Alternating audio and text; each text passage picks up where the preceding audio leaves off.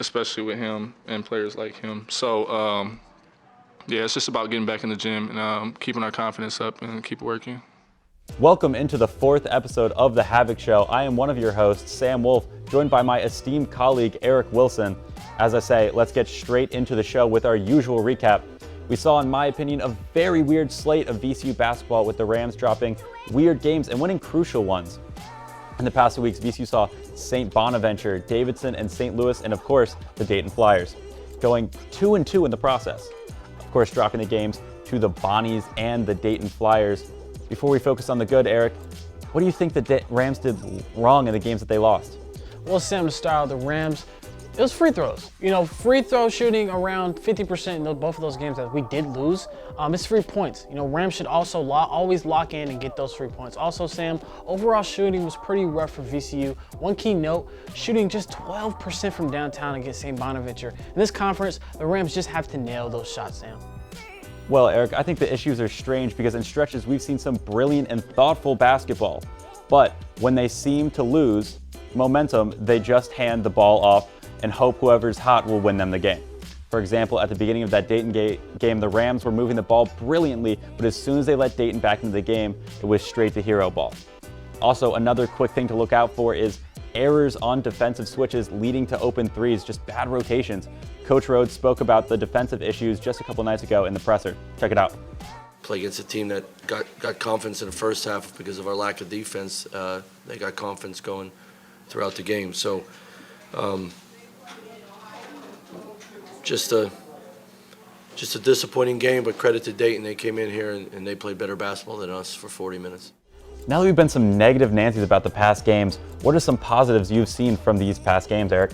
Well, Sam, like I said last broadcast, Ace Baldwin Jr. has been the brightest lights for VCU on Broad Street. He's just been that guy for VCU on both sides of the game. He's really took that leadership role in offense and defense, and he's been scoring like a madman. Against St. Louis, he had a career high of 37 points, and he was really looking for those people who said he wasn't the best guard in the A-10 conference. It was also announced that he is currently top 10 in VCU all-time steal Sams. He's really just been that guy for VCU.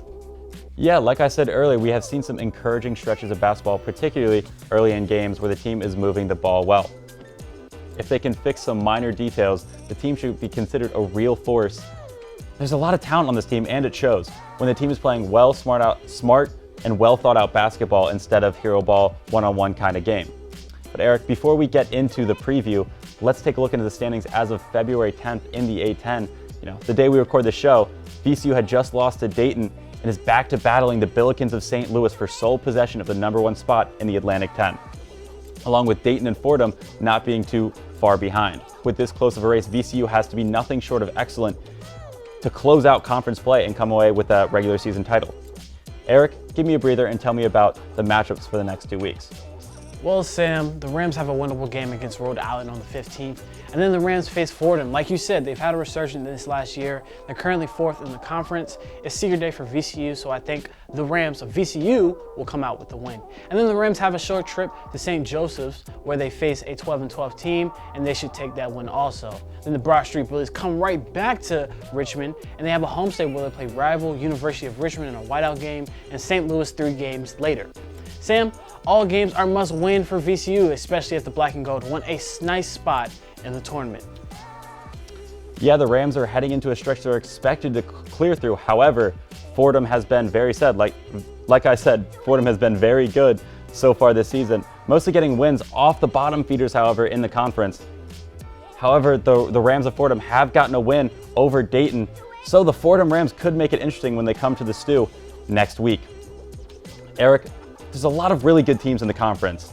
So what do you think the potential matchups that worry the most going into the A-10 conference tournament? Well, Sam, VCU is a part of a mid-major conference that on any night, any team can stand out and win. With that being said, there's a lot of great teams in this conference, and VCU should not put their guard down near the tournament. Sam, you and I were there last year when VCU lost against Richmond, our rival in the tournament, and that loss should just be a testament to how tough and how any team can be its day on the tournament. Absolutely, Arrick. The A-10 tournament is known to be one of the most grueling conference tournaments to get through. VCU is going to have to fix the free throw issues and the defensive issues to have a shot at making a run this year. And that is all we have for you today. From all of us, all of our crew here in the new studio, have a good week, and we'll see you in 2 weeks as we get ever closer to the madness of March.